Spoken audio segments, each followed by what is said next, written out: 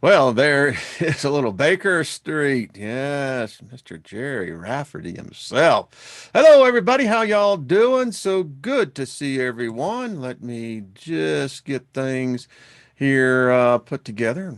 We're good. So it's Thursday. How are you? Speak in favor of your life. Be of service to yourself, and then you can be service to others. And that's how it works. And we find it's a really cool and groovy place. There we go. I think I got everything. Wow. Pretty cool. I'm really hip on this. So there we go. Driving the bus. Don't you know? Magic bus. Can you hear the who? I want it. I want it. How much? So, hello, everybody. Just a great group here. It's just a really cool day. The energy is wonderful, although I guess in a different perspective, it would be really chaotic, but not here. These are peaceful waters in this place, and that is an hour of a sabbatical from the rest of the world. So, hello, Soul Tribe. Big hug to everybody. Got my Sky Pilot here. World really needs it. I'm telling you what. Whoo, boy. I'll tell you what, if we could see Congress, just stand up, and since they're still freaked out by this whole distancing, whatever. But, could you imagine 457 men and women taking a minute to do a hug for the world? Wow. Might change something. That's kind of powerful energy that will flat make a difference in a moment. So, big hug and happy birthday to all of you. Thank you, all the moderators. You're just delightful, delightful, wonderful souls. Thank you for what you do, and thank you for the energy that you bring, and everybody else. Just there's a lot of people here. Wow. So, um, cheers, wherever, whatever you may have. Artistfirst.com, 10 p.m. Eastern, 8 p.m. if you're in the beautiful mountain time zone where I am. The Steiger Perspective. Tune in tonight. It's going to be worth it. Trust me. I can tell you, it will be delivered with passion and with emotion. And the title of tonight's episode is Deceits, Deceptions, Distortions, and Distrust. So check it out. Again, artistfirst.com. Got a huge listening audience over there. Most of y'all listen here. And that is just growing. So thank you. It's going to be fun.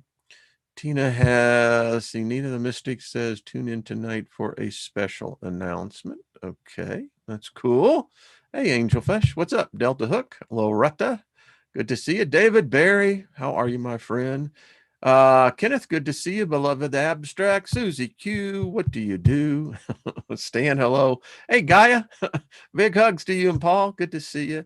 Annie, good to see you. But let's see. Prophecy Theorist. I love that. Yeah, that's cool. So, got a good one today. What wasn't that yesterday great?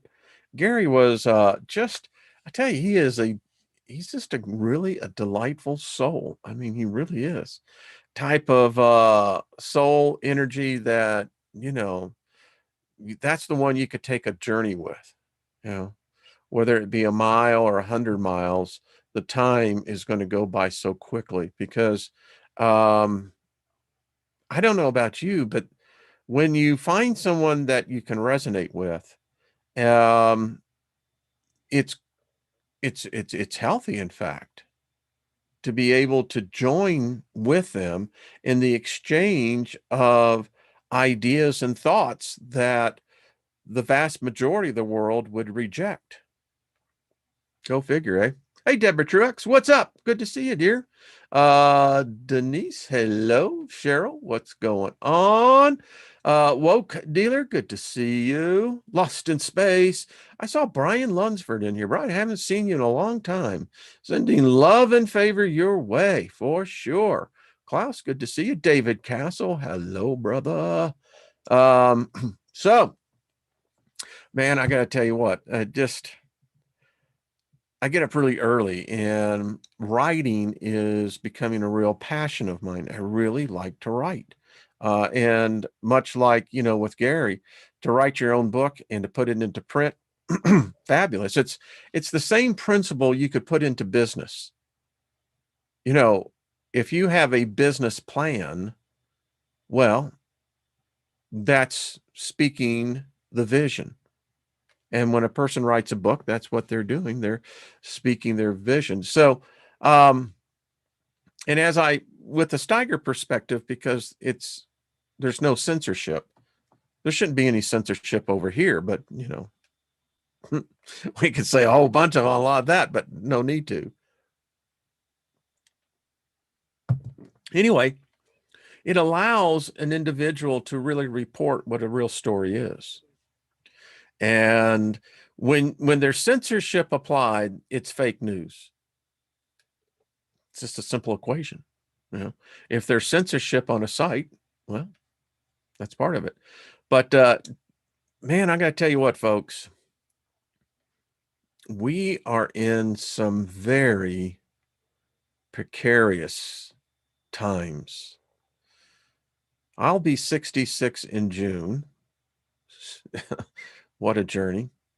And I went through the late 60s and 70s, very much aware and awake. And there were some troubled times, there in the 90s. But I've never seen anything like this. Wow. It's unsettling. That's a good word. Unsettling. Settling means to be level. Unsettling. Yeah. It's like being in an earthquake. If you've ever been in an earthquake, you know what I mean. It's the strangest sensation, because your consciousness is tied to your experience that the ground doesn't move. The ground is solid. When it does, you're going, okay. But yeah, it's when you just sit back and you look at this, and we live in this. I mean, we are in the soup, and wow, here's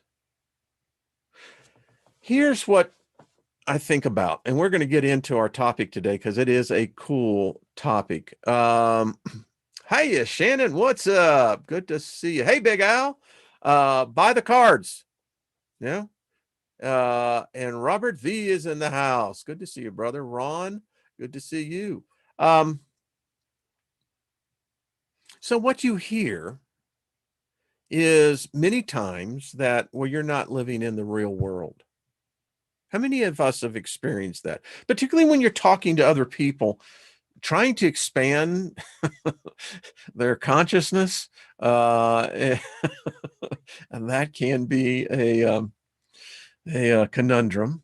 And you'll hear it come back many times where you're just not living in the real world. Or, hey, dude, this is the real world, not that crap that you got going on in your head. And if you were to accept that premise as having foundation, well, then the indictment is squarely on those who say they live in the real world, because the real world is it's a spooky place.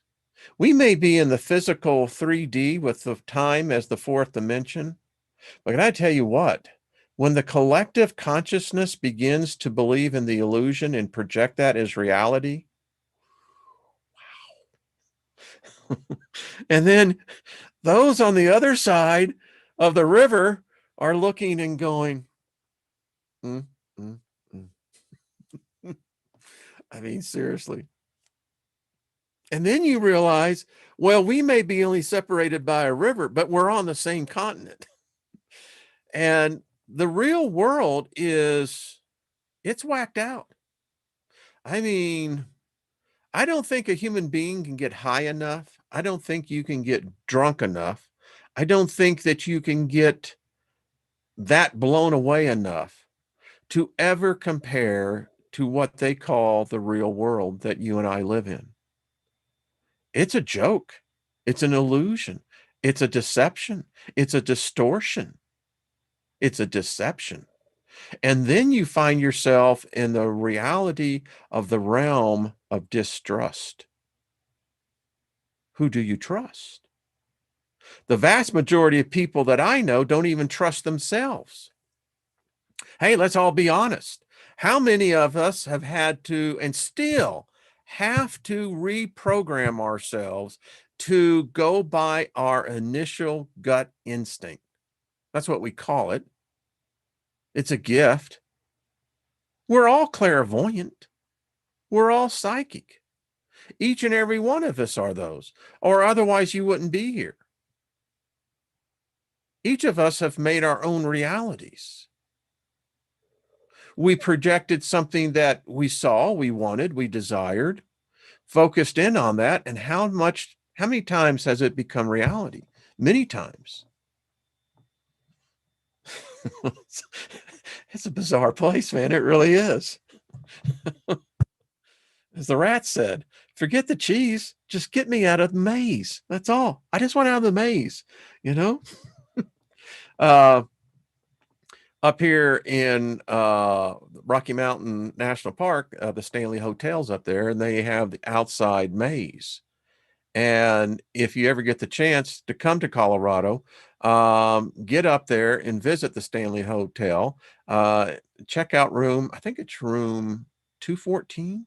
Is that right? I think it is. I may be wrong on the room. It's on the second floor. Yeah. If you want if you really are a person who's never had an encounter with spirits, poltergeists, ghosts, the Stanley Hotel is a good place to experience that. Yeah. But anyway, the maze is the thing. And there are people who do get lost. They do.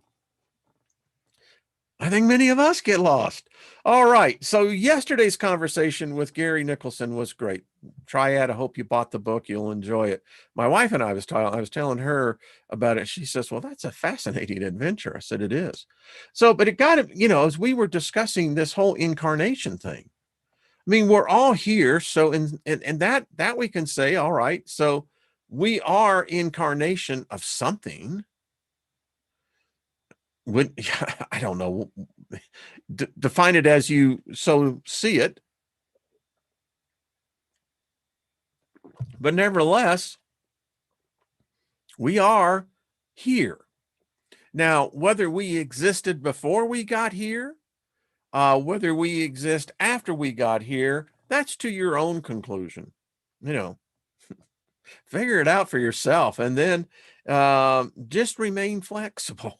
You get on the other side, say, oh, I wasn't anticipating this. Of course, now that's projecting that there is something on the other side. So in America, we've had a number of leaders who have met with untimely deaths. And there is this theory, and I'm about to show you, this is cool, and I'll get right into it now, that Lincoln and Kennedy were in fact one and the same person.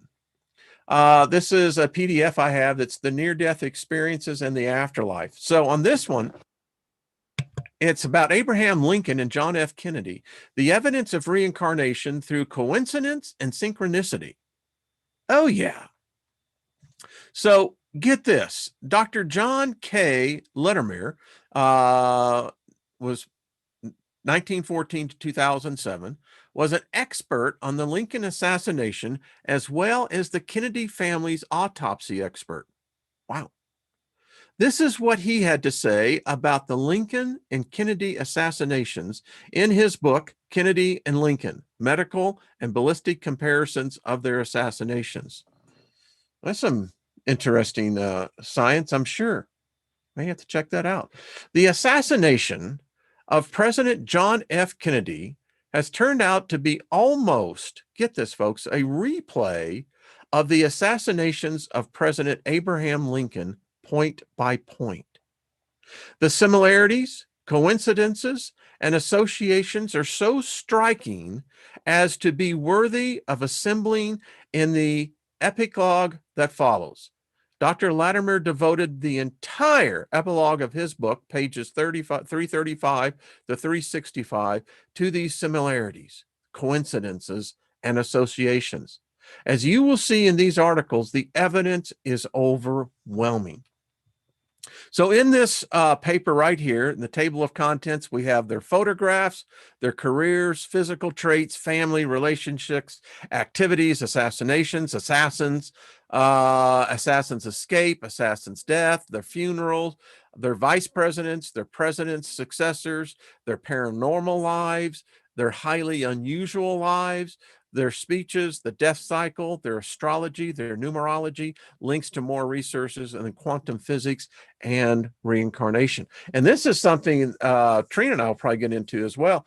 We forget that reincarnation, life itself, if it doesn't exist first in the quantum, then it doesn't exist at all. Anyway, so get this. So check out their photographs. All right. I hope those of you who can't see, come back and check it out. All right. So there they are. Abraham and John. Has anybody seen?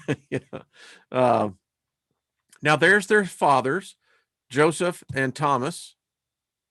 Their mothers, Nancy Hanks and Rose Kennedy. Wow. Y'all seen this? All right, strap in, boys and girls. Make sure you got those 5-point seat belts tight. Pull them tight. After you read this, you'll believe. You'll believe. All right, gets weirder. So their wives, Mary Todd and Jackie.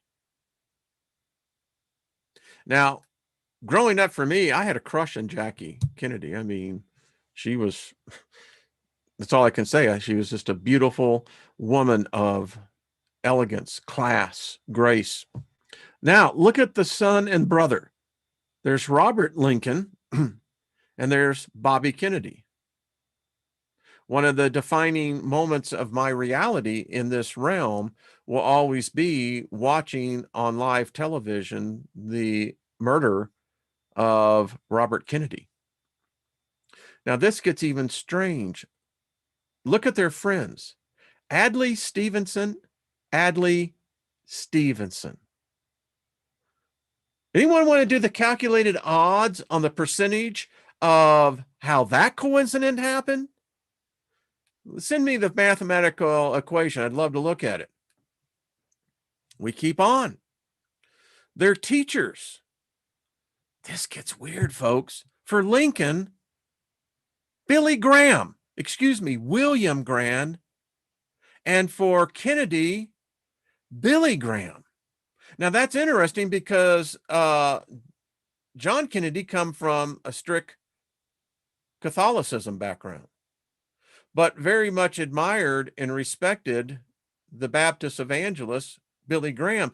But what's so freaking weird is that, as with Adlai Stevenson, now we have the exact name of two men in two times, in two different planes, coming together again. Their assistants gets weird. For Lincoln, his assistant's name was Charles F. Taft. For Kennedy, his assistant was Charles P. Taft. Their favorite poets.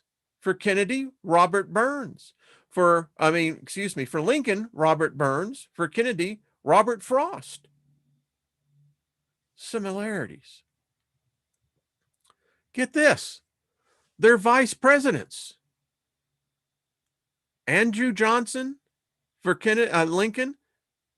For Kennedy, Lyndon Johnson. Probably one of the most corrupt politicians ever.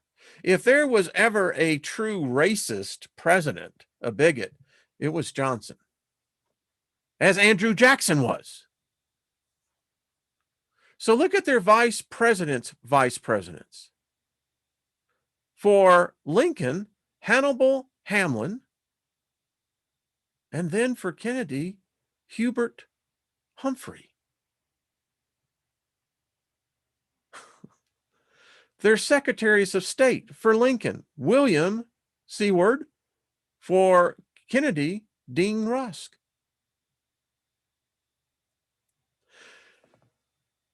Do you get the idea that this is a much grander, whatever the freak you want to call it? Let's continue. Johnson's successor, Ulysses S. Grant. For Johnson, this one for ours, Richard M. Nixon. Johnson's successor and cabinet members, William Richardson, Elliot Richardson.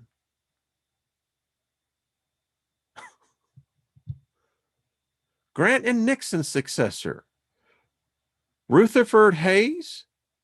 And for this side, Gerald Randolph Ford.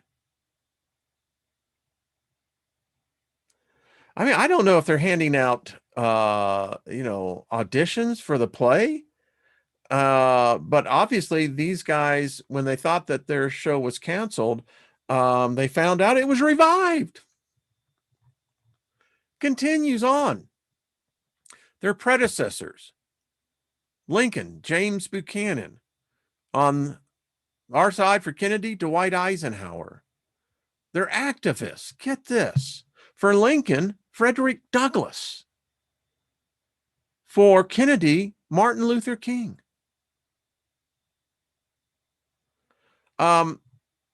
This one gets really weird because it shows that maybe sometimes we come back as a woman, maybe sometimes we come back as a male. I don't know. Their secretary. For Lincoln, John A. Kennedy. Now look at the similarities to Evelyn Lincoln on Kennedy's side.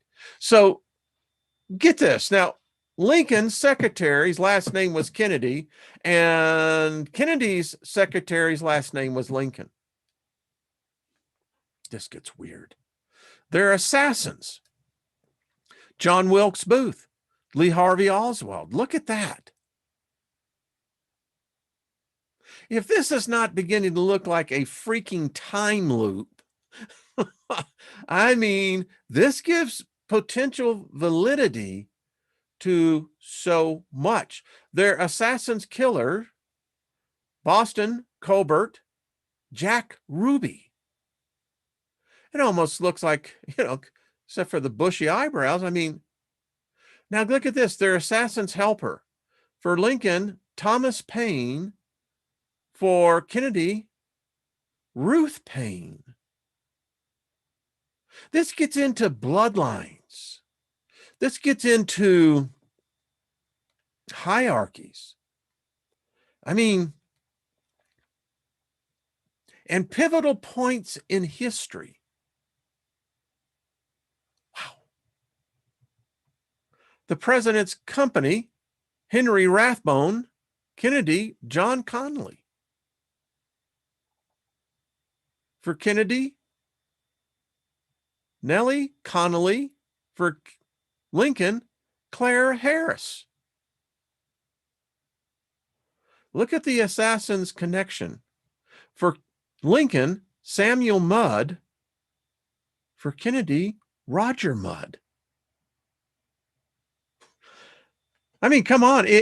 I would go, I'm going to tell you, if I had this, and I think I'm going to claim it, that I got this type of synchronicity, it bathes me because, baby, I got to tell you what, they'll ban you from every casino. Every state lottery will ban you because, whoa. And then we go out with their political opponents. For Lincoln, Stephen Douglas. For Kennedy, Henry Cabot Lodge Jr. Those two. And do you know that each one also had their psychics? I keep telling you, the federal government hires witches. They hire tarot card readers. They hire them all in very high paying positions, particularly next to the presidents. And there's something, I'll do a follow-up there because there's something important here. So they're psychics. Lincoln had Luke Broughton and Kennedy had Gene Dixon. Wow. So here they do a comparison, a face comparison. And it gets really strange. And as you can see, the comparisons of the eyes, the nose, the mouth, and they go through the morph comparisons. You can see the eyes, lips, and then they go through the comparison of all that group we just did, and it becomes, well, it becomes a little freaky, to be honest with you. I mean, you look at Andrew Johnson, excuse me, and then you look at Lyndon Johnson. I mean, if those two, particularly look at face comparison number 2, and you get down here in face comparison number 4, where just the eyes are isolated, that's almost an exact match, ladies and gentlemen. That is weird. Now, what is great about this document, you can go and it's tied to, just tons of supporting photographs. And when you click on the links, it becomes very weird. Something happened there. All right, so you look at their careers. Lincoln's birthplace is now a national monument. Kennedy's birthplace is a national monument. Interesting note, Lincoln was born within the hours of the evolutionary biologist Charles Darwin, whose idea of human origins revolutionized the world, much like Abraham Lincoln's idea of human rights and democracy revolutionized the world. From 1816 to 1830, Lincoln grew up in a place now known as Lincoln City, Indiana, where his mother, Nancy Hanks Lincoln, is currently buried. In 1962, President Kennedy signed a bill preserving the Lincoln City, Indiana farm site as a U.S. presidential memorial called the Lincoln Boyhood National Memorial. Part of what I got through this, reading this, is that it looks like Kennedy kind of took care of some loose ends from when he came in the first time as Lincoln. Let's see. Lincoln was the second child born, his older sibling, Sarah, having predeceased at the time of his election to the House in 1846. Kennedy was the second born child. His older sibling, Kathleen, having predeceased at the time of his election to the House in 46.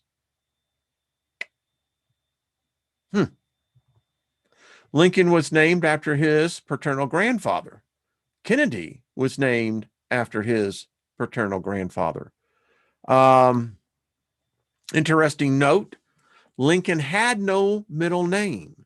He was simply and legally just Abraham Lincoln his entire life. Interesting note again, during the time Lincoln lived in Kentucky and Indiana, the family name was pronounced Linkhorn. Lincoln's father, Thomas Lincoln, owned 2 600-acre farms, several town lots, livestock, and horses, and was among the richest man in the county. What about old Joseph Kennedy? Joseph Kennedy Sr.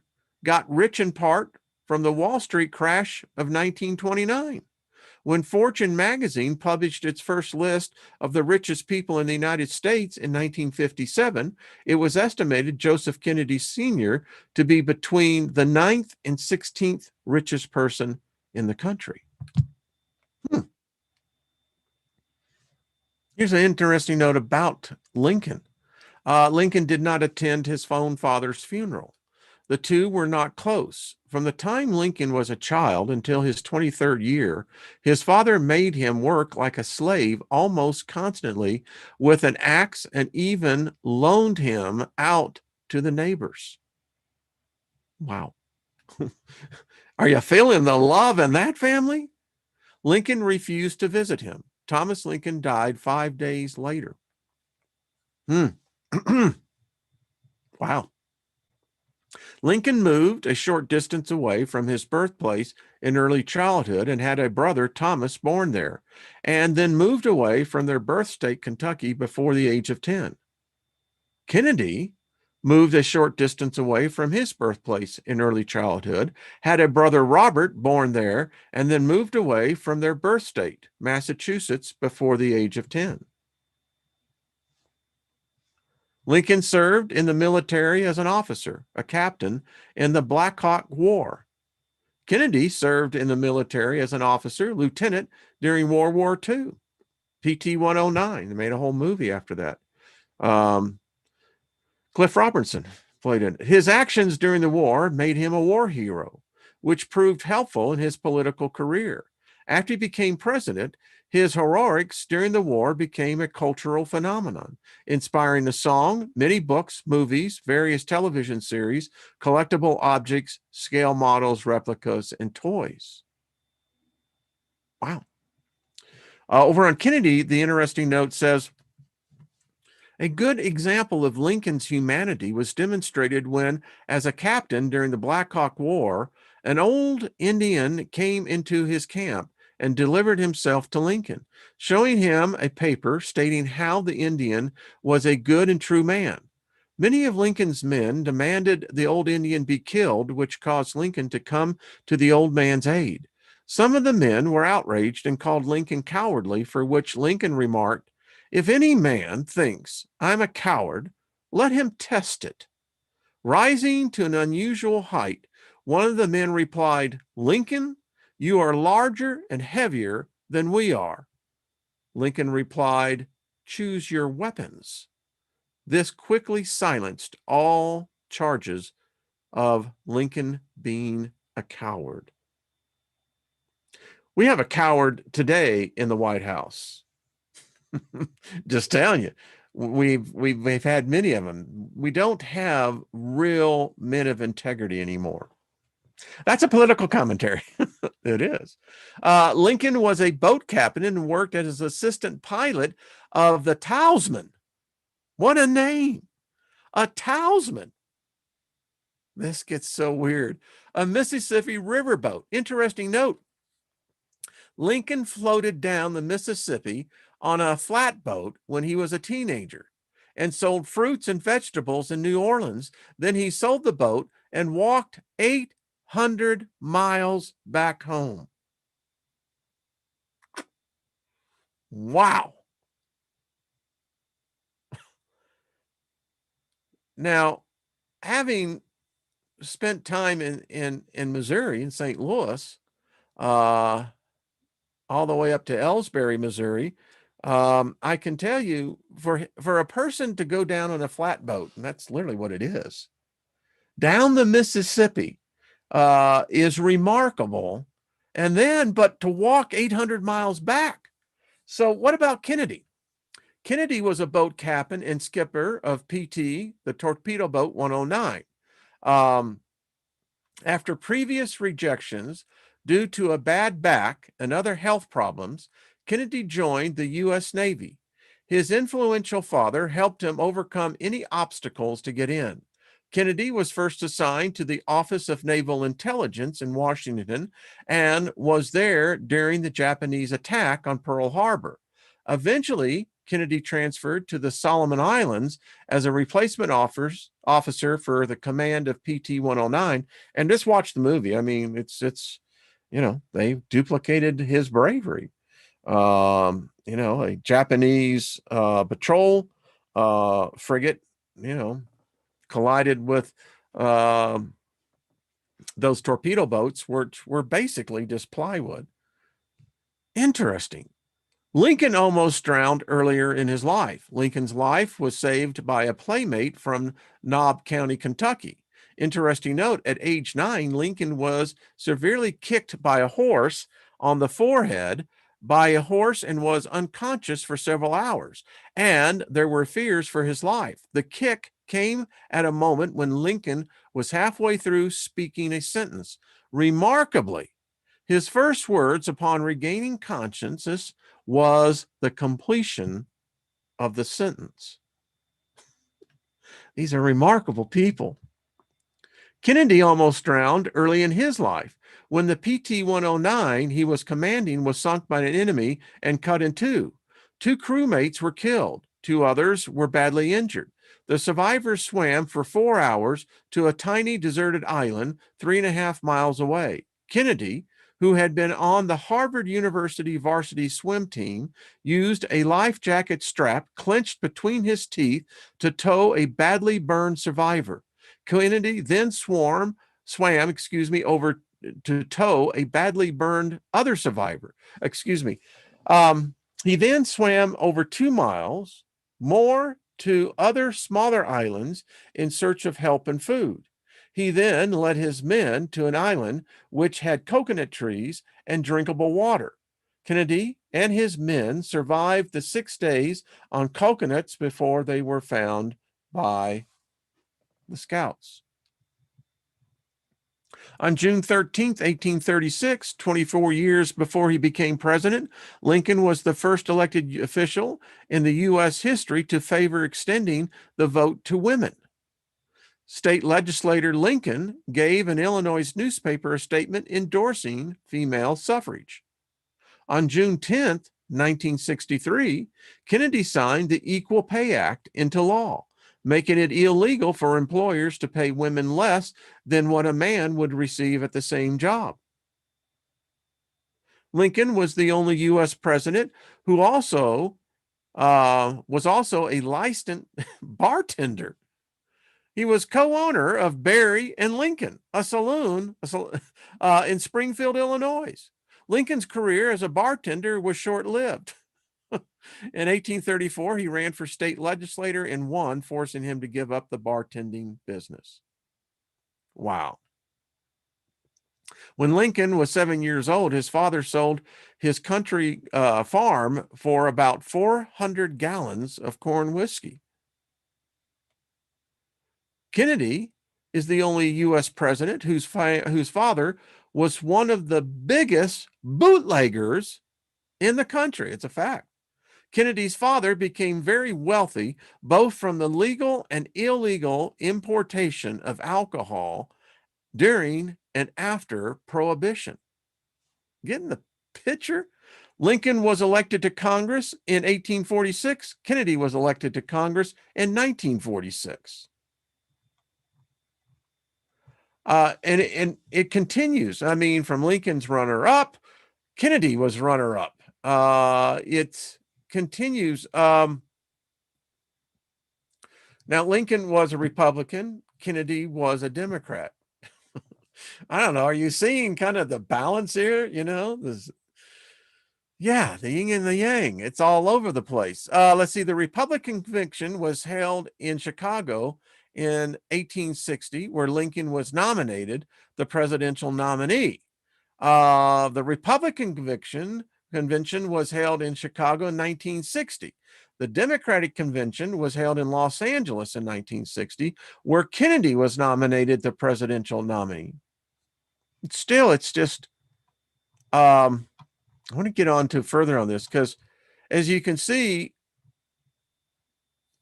this paper breaks down every aspect of their lives, their family lives, and the uncanny events in society at both times in the 1800s and then in the 20th century, the 1960s, remarkably similar. It's uncanny. And then the people around them. You can't help but not go and say, well, now, wait a minute. This seems like somebody is somebody is in this. I mean, there's a lot of somebodies. And again, it's like they've been given either the script to redo or coming back to finish up what wasn't finished up the first time. I don't know. Lincoln was uncharacteristically younger than his vice president. Kennedy was uncharacteristically younger by 8 years and 9 months with his vice president. Lincoln won the election with less than 50% of the popular vote. Kennedy won the election with less than 50% of the popular vote.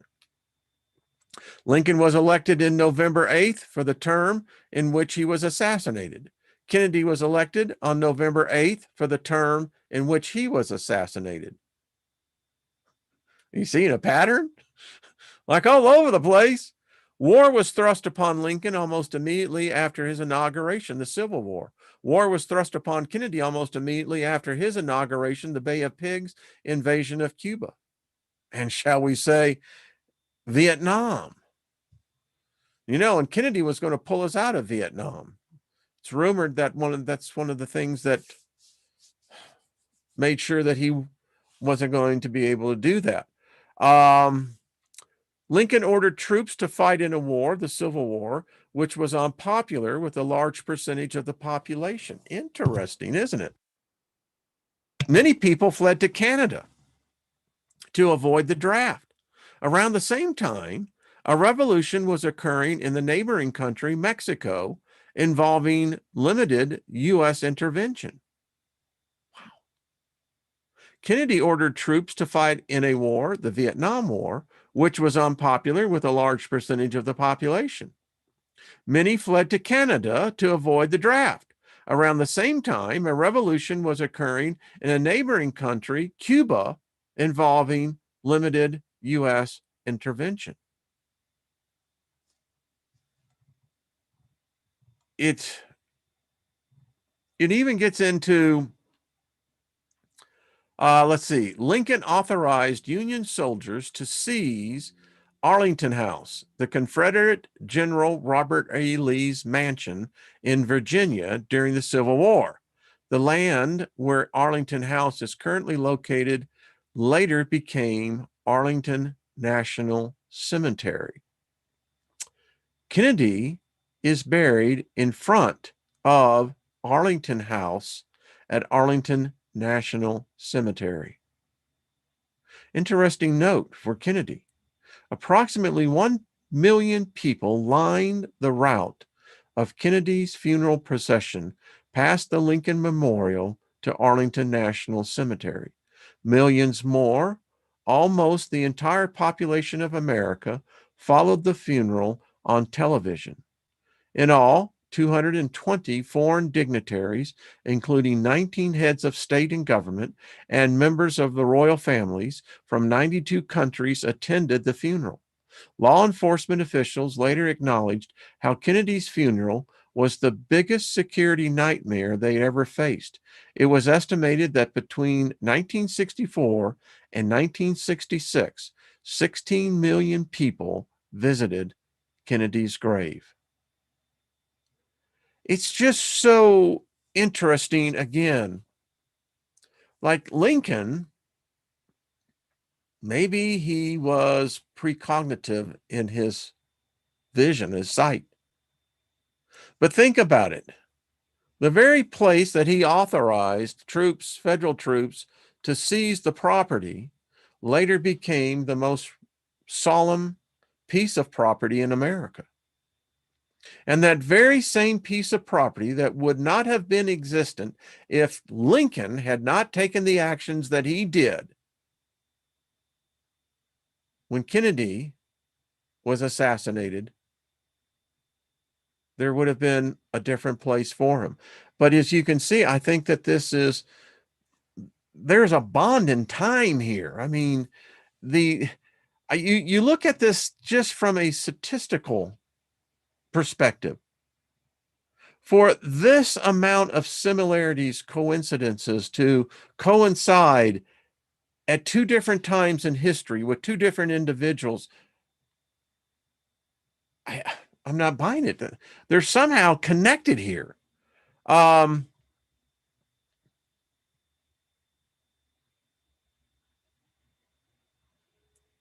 just trying to read. As you can see, there is so much to this. Lincoln wanted to switch running mates during his 1864 campaign for re-election.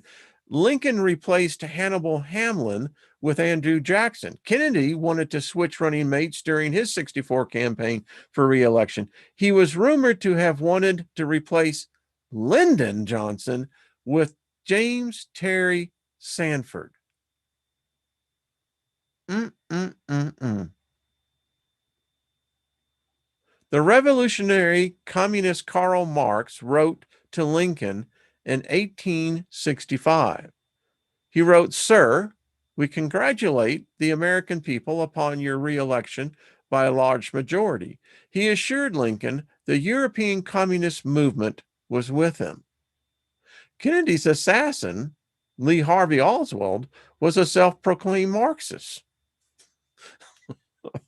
I mean, you can say, well, well, no, there's something really weird going on here. Lincoln's portrait is engraved, as everyone knows, on the Lincoln penny. The Lincoln penny was first issued in 1909 to commemorate Abraham Lincoln's 100th birthday. It was the first American coin to bear a president's image on its face. There's a lot to this, too. I mean, it goes all the way back into Rome and what have you. Kennedy's portrait is engraved on a U.S. coin, the Kennedy $50. Interesting note.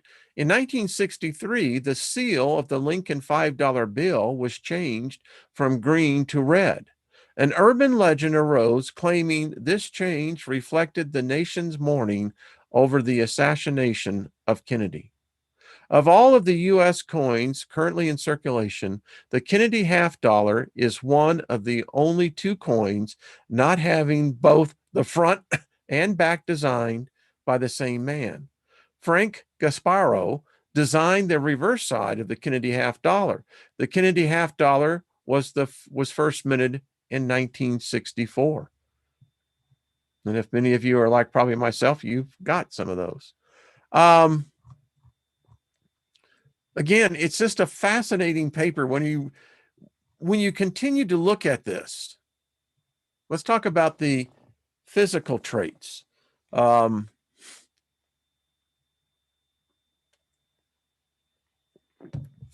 Lincoln had droopy eyelids. I have one, which would sometimes cause his left eye to deviate, but did not interfere with him. Lincoln's eyes were said to be gray. John Kennedy had droopy eyelids, which would sometimes cause his left eye to deviate, but did not interfere with him. Kennedy's eyes were greenish gray. Interesting note, read Kennedy's complete health history. You can actually go to the link here. Lincoln was the second child. We've talked about that. Kennedy was the second child. The firstborn sibling, Thomas Lincoln Jr. Yeah, we already got all that. Kennedy was over 6 feet tall and a notable athlete in wrestling and enjoying impromptu sport with family members. Kennedy was over 6 feet tall and a notable athlete in football and enjoyed impromptu sports with his family members. During his school years, Kennedy played baseball as a pitcher, right-handed, and third baseman. He also enjoyed golf, sailing, swimming, and tennis. He really was a very active president. As a child, Kennedy sustained many injuries and bruises while participating in sports where his physique was inadequate. For example, when he had a bicycle collision with his brother Joe, Joe walked away unhurt, but Kennedy needed 28 stitches. Interesting note, John F. Kennedy smoked 4 to 5 cigars a day. His preference was Upmanns and Monticellos. I did not know that. Wow. Quite interesting. You just read this. And again, there is something that could be said here just in the coincidences of the similarities in their lives is beyond anything. Lincoln had a favorite rocking chair, which he sat in at the White House. He enjoyed the rocking chair so much that he would have taken it to Ford's Theater every time he went to attend a performance. He was sitting in this rocking chair when he was assassinated. I did not know that. Did you? Kennedy had a special rocking chair for his ailing back, which he sat in at the White House. Kennedy originally saw this rocking chair in 1955 at the office of Dr. Janet Travell, who suggested he use it to alleviate his back pain. Kennedy enjoyed his rocking chair so much that he would have it brought aboard Air Force One whenever he traveled across the United States or the world. Kennedy's back pain was so bad, he often wore a back brace. He was wearing one when he was assassinated.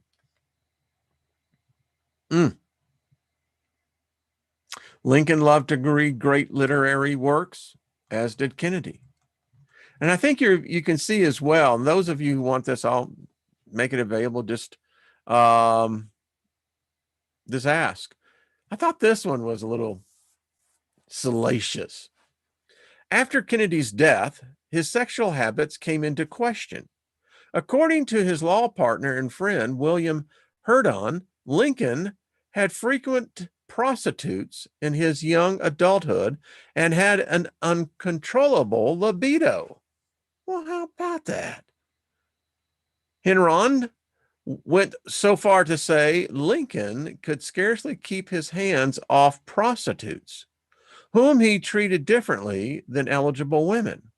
At one time, Lincoln patronized a whorehouse with some buddies during the Black Hawk War. Lincoln once confessed to Herndon he had been infected with syphilis in 1835 or 1835 or 1836. Herndon believed both Mary Todd and Abraham Lincoln had syphilis, suspected it in the premature death of 3 of Lincoln's children. Wow. There have been recent claims about Lincoln causing some people to question his sexuality, specifically that Lincoln was gay. These claims are based on Lincoln having shared a bed with a total of 11 boys and men throughout his life. One of these men was Lincoln's best friend, Joshua Speed, who shared a bed above Speed's store for 4 years. Lincoln often slept with other lawyers when he was traveling in the circuit of Illinois. Well, there you go. I had no freaking idea. After Kennedy's death, his sexual habits came into question. According to some sources, Kennedy had an uncontrollable libido as well and may have been a sex addict. Well, they said that the door on the back door to the White House was, let's say, always moving. His friends affectionately called him Mattress Jack. Kennedy once confided to Britain's prime minister how he would get headaches if he went too long without a woman. Kennedy's closest friend, Senator George Smathers, once remarked, "He has the most active libido of any man I have ever known." And a fellow congressman observed how traveling with him was like traveling with a bull. Kennedy was taking testosterone in 1963 for his indocene problems, and this could have had an enhancing effect on his libido. In 1940, Kennedy became infected with an undisclosed STD.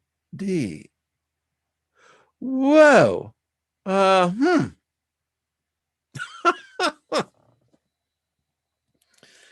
Real people. You know, all legends and heroes are real people. Lincoln appeared to have had no fear of his own mortality. Kennedy appeared to have had no fear of his own mortality. Wow. Lincoln received many threatening letters against his life. The year of his death, Lincoln received over 800 such letters. Kennedy received many threatening letters against his life. In the year of his death, Kennedy received over 80 such letters. Weird, weird, weird. Talk about the wives. Abraham Lincoln was married while in his 30s, age 33, to a dark-haired woman, Mary Todd, who was within 6 weeks of her 24th birthday, who had been previously engaged to someone else, was well educated and came from a socially prominent family, had ancestors from Ireland, was fluent in French language, was raised with stepbrothers and stepsisters, and a step-parent, lived in Washington, D.C. before her husband's presidential election, was known for her exquisite taste and fashion sense, and was in the care of a minor son, Tad Lincoln, after the assassination of her husband. John F. Kennedy was married while he was in his 30s, age 36, to a dark-haired woman, Jacqueline Bouvet, who was within 6 weeks of her 24th birthday. I think that's Bouvier, but who had been previously engaged to someone else, was well educated, and came from a socially prominent family, had ancestors from Ireland, was fluent in French language, was raised with stepbrothers and stepsisters, and a step-parent, lived in Washington, D.C. before her husband's presidential election, and was known for her exquisite taste and fashion sense, and was in the care of a minor son, John Jr., after the assassination of her husband. And we're only on page 15, folks. We could do this for the next hour or so. The point is that is the point. Too many similarities on this. I mean, it's off the chart. And I don't know what your conclusion would be, but it would seem that if there is indeed a higher power, of which I believe that there is, I believe that there is a higher master plan. I think that we haven't seen what the architect has actually put together. But it's obviously in this situation, there was something going on here. It's curious to be able to see in other countries whether they've had similarities as well. It would be curious to see that. I don't know. What do y'all think? Well, don't go into the chat room, dude. I love it. Well, again, interesting things when you combine this with everything else, whether it's theology, whether it's whatever, ideology, eschatology, theism, whatever you want to say. It tells me that if this isn't reincarnation, I don't know what you would describe it as.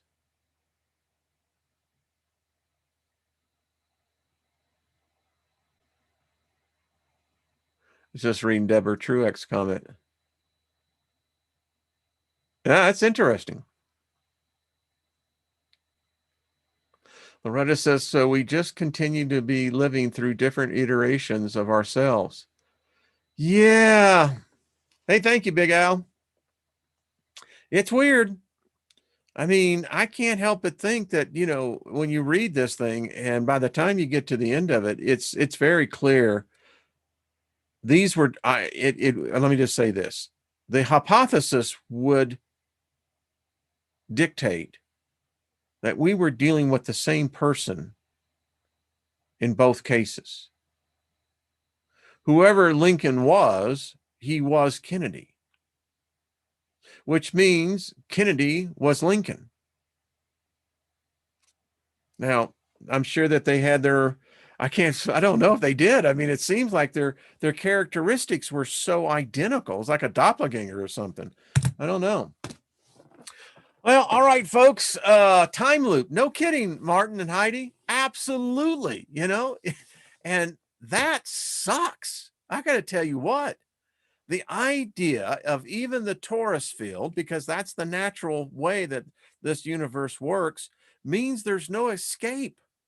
The torus field is, to me, the trap. It seems to be, because no matter where you enter in, whether you enter in or in the middle or on the outside and then you go around, I mean, it's never ending. And I just can't see spending, if that is the case, every reiteration on this freaking planet. This planet's a zoo. There's got to be a better place. I mean, the Earth is beautiful, but we are not conditioned to live in this planet. Our bodies are not designed to live in this ecosystem. Our physicality, we cannot adapt to the natural environment. We have to adapt the environment to us, which tells me we were never meant to be here. I mean, if you were truly meant to be here, you would be like the animal kingdom. You would be like the plant kingdom, totally adaptable to the environment. They're in unison and harmony with it. Not humans, bipedals. I mean, we are ape-like. We are, as they would say, monkeys. And people don't want to like that. But unfortunately, primates, we're primates. That's our genetic heritage. That's our genetic classification. So if we're primates, it means we're monkeys. We're just talking monkeys. And in the movie Prophecy, that's exactly what Lucifer called human beings, talking monkeys. He says, but somehow or another, you guys, the big guy really favors you. What's up, Shannon?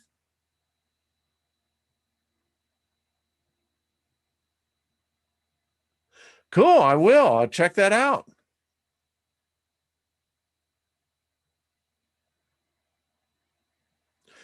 I'm reading some of this. Interesting, Suzanne. Interesting. All right, folks. Tune in tonight. You're going to enjoy it. I can tell you. I get really fired up on this one. This one here it's unsettling to see what the hell they're doing. No, we're not monkeys. Jay Armstrong, all I'm saying is what the science says. I know that people don't like to say that, but bipedals, humans, that's what we are genetically. That's our genus classification. We are a primate, and Homo sapiens come from, if you follow if you want to follow whosoever science, from Homo erectus. I know it counters the creation thing. People like to think that, man, some God just snapped his fingers and boom, here we were. No, you see, and I'll tell you why that story is false. Because if that story was true, then there would be no need for circumcision. So anyway, Jay Armstrong, there you go. All right. Much love to all of you. Thank you. Tune into the Steiger Perspective Artist First, and we'll meet up there later on. The rest of you, have fun. I'll see you most likely on Monday. Won't be here tomorrow. Alien monkey fiber. Folks, don't get defensive. I mean, laugh, smile. When you hear something you disagree with, that's cool. Just don't get yourself Twitter-pated about it.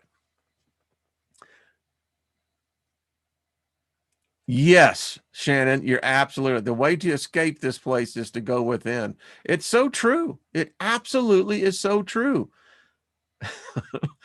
And I like the monkeys as a group. Never saw her face. Now I'm a believer. Folks, come on. We're in the midst of evolutionary change anyway. It's a fact. So, and if we are primates, we are a good looking group of primates. That's all I got to say. All right, folks, just smile. Maybe we are, maybe we're not. Listen, I don't know how genetics. I'm not a geneticist, but I do read, and I read a lot. And apparently that is the classification of Homo sapien. We are a primate, advanced primate, but, again, it goes contrary to where people think about, and then there was man. Brandy, ain't that the truth? No telling where we're from. Says, except for the RH. Well, I don't know where that rhesus hemoglobin came from, but creationists have a real problem with that. And they want to deny it. And it's like, well, it's there, folks. It really is. Well, thank you. I like driving the bus. It's fun. So folks, just smile. That's all you have to do. All right. Much love to you all. See y'all the next time real soon. Be good to yourselves. BOSTO to everyone. A big hug and favor. All right.